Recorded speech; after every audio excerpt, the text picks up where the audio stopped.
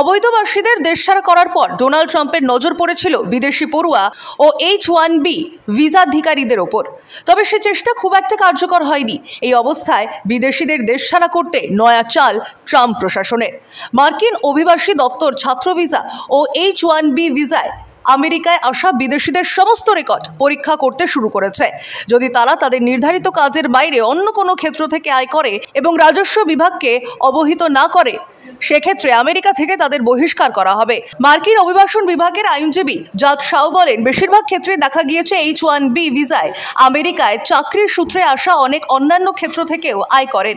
বিদেশি পড়ুয়ারাও পড়ার ফাঁকে কোনো সংস্থায় পার্ট টাইম কাজ করেন। তাদের বিরুদ্ধে এবার পদক্ষেপ নেবে মার্কিন রাজস্ব বিভাগ, অভিবাসন ও কাস্টম বিভাগ। রাজস্ব বিভাগের মতে, নির্ধারিত কাজের বাইরে অন্য ক্ষেত্র থেকে আয় করার অর্থ ওই বিদেশিরা কর ফাঁকি দিচ্ছেন। এমনটা হলে তাদের দেশ থেকে বহিষ্কার করা হতে পারে।